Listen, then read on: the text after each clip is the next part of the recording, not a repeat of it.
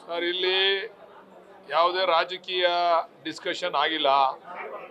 ಕ್ಷೇತ್ರದ ಅಭಿವೃದ್ಧಿ ವಿಚಾರ ಮಾತಾಡಿದ್ರು, ನಾಮಿನೇಷನ್ಗಳ ವಿಚಾರ ಮಾತಾಡಿದ್ರು, ಪಾರ್ಟಿ ಸಂಘಟನೆ ಯಾವ ರೀತಿ ಮಾಡ್ತಾ ಇದ್ದೀರಾ ಅಂತ ಮಾತಾಡಿದ್ರು. ಅಷ್ಟು ಬಿಟ್ರೆ ಬೇರೆ ಇನ್ನೇನು ಚರ್ಚೆ ಆಗಲಿಲ್ಲ. ಪವರ್ ಹಂಚಿಕೆ ಅದ್ಯಾವುದೇ ವಿಚಾರನೂ ಕೂಡ ಚರ್ಚೆ ಆಗಲಿಲ್ಲ. ಅಲ್ಲಿ ಅದನ್ನ ಕೇಳಲಿಲ್ಲ. ಆ ಥರ ಏನು ಅನ್ಕೊಂಡಿಲ್ಲ. ತೀರ್ಮಾನ ಮಾಡ್ಬೇಕಾದ್ರೆ ಅವರೆಲ್ಲ ತೀರ್ಮಾನ ಮಾಡ್ತಾರೆ. ಸೀನಿಯರ್ಸ್ ಇದ್ದಾರೆ, ಅನುಭವಿಗಳಿದ್ದಾರೆ ನಮ್ಮ ಪಾರ್ಟಿನಲ್ಲಿ. ಅವರೆಲ್ಲ ಯೋಚನೆ ಮಾಡಿ ಅಳದು ಸುರಿದು ಯಾರು ಕೊಡಬೇಕು ಅಂತೇಳಿ ತೀರ್ಮಾನ ಮಾಡ್ತಾರೆ. ನಾವು ಕೇಳಿದ್ರೆ ಸಿಗಲ್ಲ, ನಾವು ಕೇಳದೆ ಇದ್ರು ಕೂಡ ಅವ್ರೇನು ಕೊಡಲ್ಲ ಅಂತಕ್ಕಂಥ ಭಾವನೆನೂ ಇಲ್ಲ. ಅದ್ರ ಬಗ್ಗೆ ಚರ್ಚೆನೇ ಆಗಲ್ಲ. ನೋ ಪೊಲಿಟಿಕಲ್ ಡಿಸ್ಕಷನ್ ಅನ್ನಲ್ಲ. ಅದ್ರ ಬಗ್ಗೆ ಕ್ಷೇತ್ರದ ಅಭಿವೃದ್ಧಿ ಬಗ್ಗೆ ಮಾತ್ರ ಕೇಳಿದ್ರು, ನಾಮಿನೇಷನ್ಸ್ ಬಗ್ಗೆ ಕೇಳಿದ್ರು. ಇಲ್ಲ, ಪವರ್ ಶೇರಿಂಗ್ ಬಗ್ಗೆ ನಾನು ಬಹಿರಂಗವಾಗಿ ಮಾತಾಡಿದ್ದೀನಿ, ಅದು ಒಪ್ಕೊಂತೀನಿ. ನಾನೇನು ಹೇಳಿದ್ದೀನಿ, ಡಿ ಕೆ ಶಿವಕುಮಾರ್ ಅವರು ಪಕ್ಷದ ಈ ಕಾಂಗ್ರೆಸ್ ಪಕ್ಷ ಅಧಿಕಾರಕ್ಕೆ ಬರೋಕ್ಕೆ ಅವ್ರದ್ದು ಕೂಡ ಪ್ರಯತ್ನ ಇದೆ, ಅವ್ರಿಗೊಂದು ಅವಕಾಶ ಮಾಡಿಕೊಡಿ ಅಂತ ಕೇಳಿದ್ದೀನಿ. ನಾಳೆನೇ ಮಾಡಿಕೊಟ್ಬಿಡಿ, ಚೇಂಜ್ ಮಾಡ್ಬಿಡಿ ಸಿದ್ದರಾಮಯ್ಯನ ಅಂತ ನಾನು ಹೇಳಿಲ್ಲ. ಅವ್ರಿಗೂ ಒಂದು ಅವಕಾಶ ಮಾಡಿಕೊಡ್ಬೇಕು ಕಾಂಗ್ರೆಸ್ ಪಕ್ಷ ಅಂತ ಹೇಳಿ ಕೇಳಿದ್ದೀನಿ.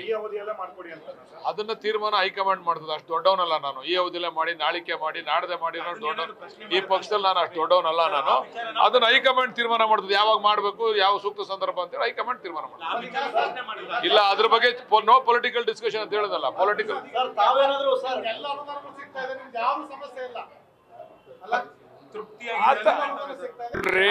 ನೋಡ್ರಿ, ಈಗ ಎಲ್ರ ಕೈಗೂ ಬೆಣ್ಣೆ ಕೊಡ್ತಾರೆ. ಅದನ್ನ ಯಾವ್ಯಾವ ರೀತಿ ತುಪ್ಪ ಮಾಡ್ಕೋಬೇಕು ಅನ್ನೋದು ಆ ರಾಜಕಾರಣಿಗಳ ಕೈಲಿ, ಶಾಸಕರ ಕೈಲಿ ಇರ್ತದೆ. ಎಲ್ರಿಗೂ ಕೊಡೋದು ಒಂದೇ ಗ್ರಾಂಟು, ಒಂದೇ ಅನುದಾನ. ತುಪ್ಪ ಒಂದೊಂದು ಈಗ ತುಪ್ಪ ಎಲ್ಲ ಹೋಟ್ಲಲ್ಲೂ ಹಾಕ್ತಾರಲ್ಲಪ್ಪ ದೋಸೆಗೆ. ಯಾಕೆ ಒಂದೇ ಹೋಟ್ಲು ಹುಡಿಕೊಂಡು ಹೋಗ್ತೀವಿ, ದೋಸೆ ಚೆನ್ನಾಗೈತೆ, ನಾವು ಜನಾರ್ದನಕ್ಕೆ ಹೋಗ್ಬೇಕು, ಅಲ್ಲಿ ಹೋಗ್ಬೇಕು ಅಂತ ಎಲ್ಲ ಹೋಟ್ಲಲ್ಲೂ ಹಾಕ್ತಾರಲ್ವಾ? ಹಂಗೆ ಎಲ್ರ ಕೈಲೂ ತುಪ್ಪ ಇರ್ತದೆ, ಬೆಣ್ಣೆ. ಅದನ್ನ ಯಾವ ರೀತಿ ತುಪ್ಪ ಮಾಡ್ಕೋಬೇಕು ಅನ್ನೋದು ಆ ಶಾಸಕರ ಬುದ್ಧಿವಂತಿಕೆ ಅಷ್ಟೇ. ಅದು ಕೆಲವರು ಬೇರೆ ಬೇರೆ ವಿಚಾರ ಮಾತಾಡಿದ್ದಾರೆ ಹಿರಿಯ ಶಾಸಕರುಗಳು. ಅದ್ರ ಬಗ್ಗೆ ತಾವೇನಾದ್ರೂ ಸುರ್ಜೇವಾಲಾ ಅವರಿಗೆ ಸಲಹೆ ಕೊಟ್ರ? ಇಲ್ಲ, ಅದ್ರ ಬಗ್ಗೆ ಅವ್ರು ಕೇಳಲೂ ಇಲ್ಲ, ನಾವು ಕೊಡ್ಲೂ ಇಲ್ಲ. ಈಗ ಅವ್ರು ಕೆಲವು ಪ್ರಶ್ನೆಗಳು ನಮ್ಮ ಮುಂದೆ ಇಟ್ಟರು, ಆ ಪ್ರಶ್ನೆಗೆ ಮಾತ್ರ ಉತ್ತರ ಕೊಟ್ಟಿದ್ದೀವಿ ವಿನ ಅದಕ್ಕಿಂತ ಮುಂದುವರೆದು ನಾವು ಮಾತಾಡ್ತಂತ ಪರಿಸ್ಥಿತಿ ಉದ್ಭವ ಆಗ್ಲಿಲ್ಲ. ಕಾಂಗ್ರೆಸ್ನಲ್ಲಿನ ಬೆಳವಣಿಗೆಗಳು ಇತ್ತೀಚೆಗೆ ಎಲ್ಲೊಂದು ಕಡೆ ಹೇಳಿಕೆಗಳಾಗಿರುವುದು ಬೇರೆ ಬೇರೆ ಸರ್ಕಾರ ಮತ್ತೆ ಪಕ್ಷಕ್ಕೆ ಮುಜುಗರ ಆಗ್ತಿದೆ ಅನಿಸ್ತಿದೆಯಾ? ಖಂಡಿತ ಆಗ್ತಾ ಇದೆ. ಅದನ್ನ ತಪ್ಪಿಸ್ತಾರೆ. ಅದಕ್ಕೆ ಬಿಗಿಯಾಗಿರ್ತಕ್ಕಂಥ ಹೈಕಮಾಂಡ್ ಇದೆ, ಅದು ತಪ್ಪಿಸ್ತಕ್ಕಂಥ ಶಕ್ತಿ ಅವ್ರಿಗಿದೆ, ತಪ್ಪಿಸ್ತಾರೆ. ಅದನ್ನ ಅವ್ರು ಕೇಳಿದ್ರೆ ನಾನು ಹೇಳಿವೆ, ಅವ್ರು ಕೇಳಲಿಲ್ಲ, ನಾನು ಹೇಳಲಿಲ್ಲ.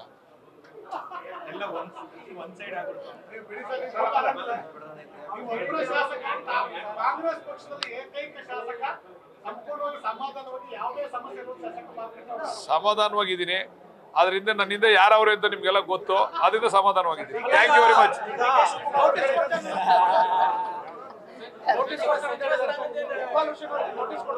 ಯಾರು? ಹೌದು, ಯಾರು ದಾರಿ ತಪ್ಪಿ ಮಾತಾಡ್ತಾರೆ ಎಲ್ರಿಗೂ ಡಿ ಕೆ ಶಿವಕುಮಾರ್ ಅವ್ರ ಅಧ್ಯಕ್ಷ ನೋಟಿಸ್ ಕೊಡ್ತಾರೆ. ಅವ್ರ ಅಧ್ಯಕ್ಷ ಕೆಲಸ ಮಾಡ್ಬೇಕು, ಮಾಡ್ತಾರೆ.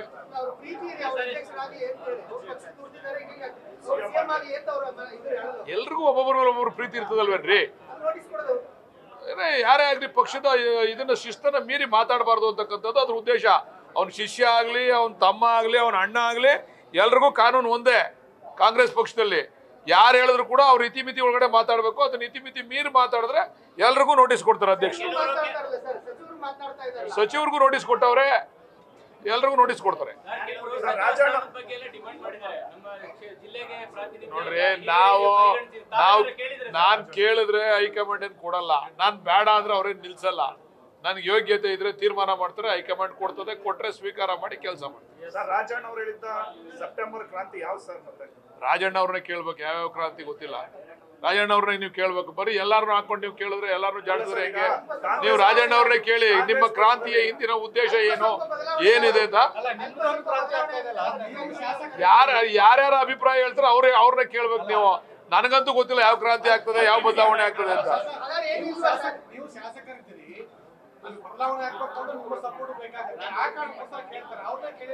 ಆ ಸಂದರ್ಭ ಬಂದಾಗ ನಾವು ಮಾತಾಡ್ತೀವಿ, ನಮ್ಮ ಅವಶ್ಯಕತೆ ಬಿದ್ದಾಗ ನಾವು ಮಾತಾಡ್ತೀವಿ. ಈಗೇನು ಅವಶ್ಯಕತೆ ಇಲ್ಲಲ್ಲ ಅದ್ರದ್ದು.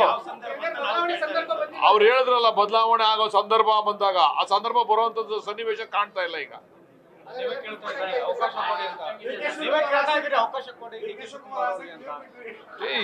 ಅವರು ಪಕ್ಷಕ್ಕೆ ಕಷ್ಟಪಟ್ಟಿದ್ದಾರೆ, ಅವಕಾಶ ಮಾಡ್ಕೊಡಿ, ನಾಳೆನೆ ಮಾಡ್ಕೊಡಿ ಅಂತ ಕೇಳಿಲ್ಲ ನಾವು. ಅವ್ರಿಗೊಂದು ಅವಕಾಶ ಮಾಡ್ಕೊಡಿ ಅಂತ. ಅದು ಯಾವಾಗ ಅದು ಹೈಕಮಾಂಡ್ ಇದ್ದಾರೆ. ನಾನು ಅಷ್ಟು ದೊಡ್ಡವನಲ್ಲ ಮಾತಾಡಕ್ಕೆ, ಒಬ್ಬ ಮುಖ್ಯಮಂತ್ರಿ ಮಾಡೋ ಅಷ್ಟು ದೊಡ್ಡವನಲ್ಲ ನಾನು. ಅದು ಸುಮ್ಮನೆ ಅನವಶ್ಯಕವಾಗಿ ಯಾಕೆ ಚರ್ಚೆ ಮಾಡ್ಬೇಕು ನಾನು? ಕೇಳಿದ್ರೆ ಮಂಡಿಸಿವೆ, ಕೇಳಲಿಲ್ಲ, ಅದ್ರ ವಿಚಾರ ಚರ್ಚೆ ಆಗಿಲ್ಲ. ಆ ತರ ನಾನು ಹೇಳಿಲ್ಲ. ನೀವು ಅದನ್ನ ಅಪಾರ್ಥ ಮಾಡ್ಕೊಂಡು ನೀವು ತೋರಿಸಿರ್ತಕ್ಕಂಥ ರೀತಿ ಬೇರೆ. ನಾನು ಆ ತರ ಹೇಳಿಲ್ಲ. ಅವ್ರ ಆಶೀರ್ವಾದದಿಂದ ನನಗೆ ಗ್ರಾಂಟ್ಗಳು ಸಿಕ್ಕಿದೆ ಅಂತ ಎಲ್ರಿಗೂ ಸಿಕ್ಕಿದೆ. ಕೆಲವ್ರು ಹೇಳ್ಕೊಳ್ಳಲ್ಲ, ಕೆಲವ್ರು ಹೇಳ್ಕೋತಾರೆ ಅಷ್ಟೇನೆ. ಅವ್ರು ಎಲ್ರಿಗೂ ಕೂಡ ಕೊಟ್ಟಿದ್ದಾರೆ. ಈ ಬಾರಿ ಎಲ್ಲ MLA ಗಳನ್ನೂ ಕರೆದಿ ಪ್ರತ್ಯೇಕವಾಗಿ ಜಿಲ್ಲಾವಾರು ಮೀಟಿಂಗ್ ಮಾಡಿ ಅವ್ರವ್ರಿಗೆ ಅನುದಾನ ಏನೇನು ಬೇಕು ಅಂತ ಕೇಳಿ ಎಲ್ರಿಗೂ ಕೊಟ್ಟವ್ರೆ. ಕೆಲವರು ಅದನ್ನ ಹೇಳ್ಕೊಂಡವ್ರೆ, ಕೆಲವರು ಹೇಳ್ಕೊಂಡಿಲ್ಲ ಅಷ್ಟೇ.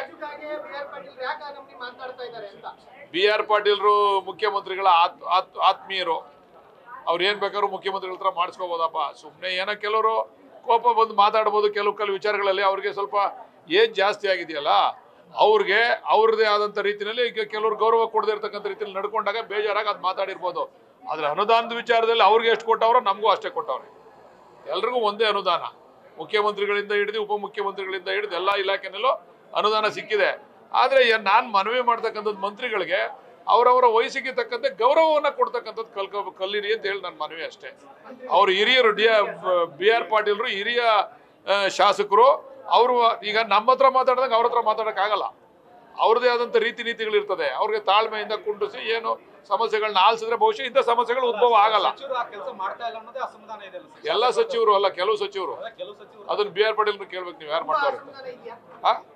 ಇಲ್ಲ, ನಾವು ಹೆಂಗಂದ್ರು ತಡ್ಕೊಂಡು ಹೋಯ್ತೀವಿ. ನಾವ್ ಹೇಳಿಲ್ವಾ, ಬೆಂಡೆ ನಮ್ ಕೈಲಿ ಅದಕ್ಕೆ ಕರ್ಗಿಸ್ಕೋಬೇಕು ಅಷ್ಟೇ, ತುಪ್ಪ ಮಾಡ್ಲಿಕ್ಕೆ. ಯಾರು ಏನಾರ ಅನ್ಕೊಳ್ಳಿ, ನಮ್ ಕೆಲಸ ಆಗ್ಬೇಕು ಅಷ್ಟೇ, ಕ್ಷೇತ್ರದ ಕೆಲಸ.